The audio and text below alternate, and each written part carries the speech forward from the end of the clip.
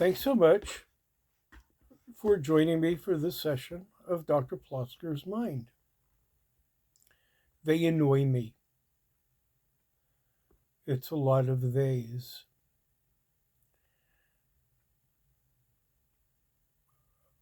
Ultimately, it becomes how I respond, but right now it is still them.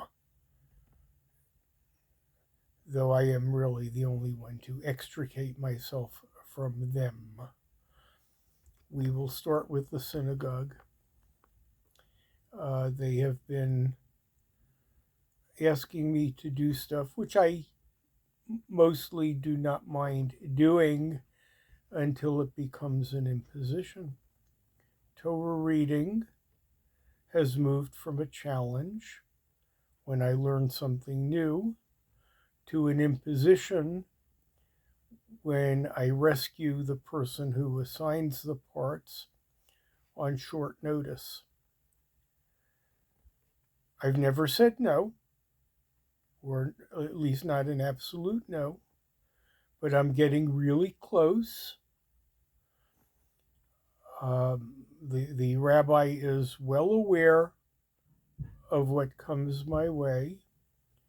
It may be to his advantage not to act on it, which again will default to me. I have to act on it. I'm simply going to have to say, no, I'm not your source of rescue.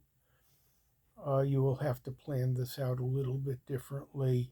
I told you what the ground rules are, and I'm not altering that. The state is not a lot better. Again, it is not the state's fault. They sent me a note that I have unclaimed assets that I can tap into. This being modern electronics. I could call up the list on the web address that they gave me. It's potentially quite a lot of money. Some of it is from investments that I've made. I don't know how long they've been sitting dormant in the state account. Others go back to when I had my office. I closed my office 14 years ago. They want documentation that the money is mine. Okay, I have a social security card. I have a driver's license with my address. But if I closed my office 14 years ago, the documentation on the office as being mine is long gone. I tried to retrieve it. I called my accountant. She does not keep the tax records back that far. I called the licensing agency. I called the hospital where I was credentialed. Do you have something somewhere in your files with my name and address on it? I called the DEA. I once held a license from the DEA,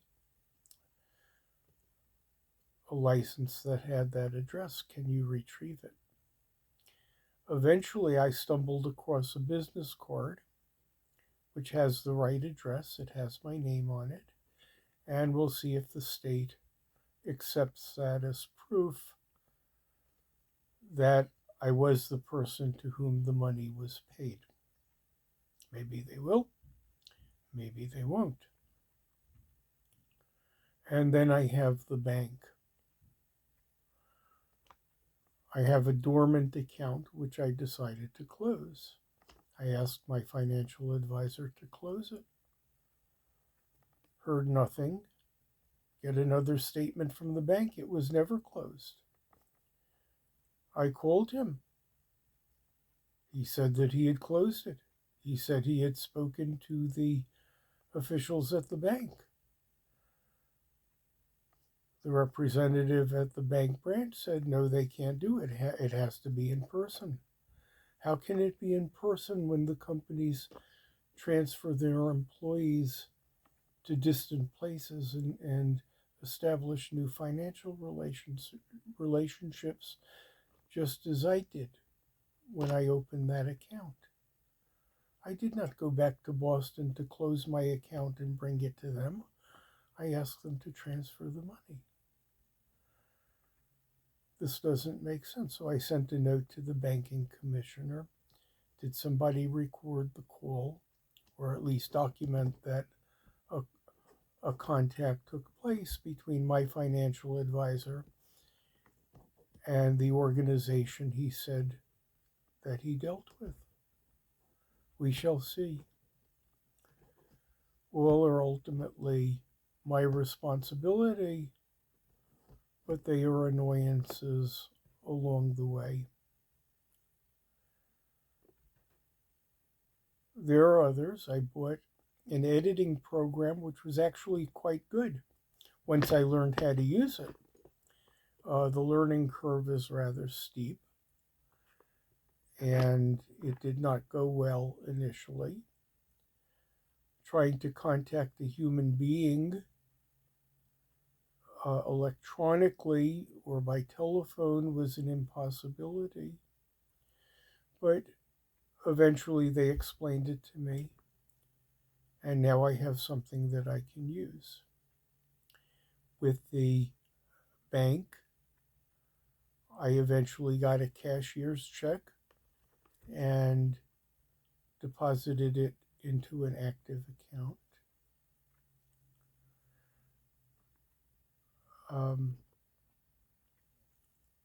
With the synagogue, that's always going to be a problem, but they've declined quite precipitously with the same officers in place, and I suspect that is why. Eventually, maybe I will get my money from the state. I didn't have it before. If I don't have it now, I am not in great need of the funds and don't really know what I would do with the funds if they came my way. These are annoyances. Like the Atlantic's Dear Therapist says, I have no escape. Yes, I do have an escape. You have to get them away from me. No, I have to deal with them. It is not them, it is me. We'll see what happens to my hidden funds, and we'll see what I want to do with the synagogue. I can always say no. It is my fault that I didn't say no. Thanks so much for sharing this session of Dr. Plotzker's Mind.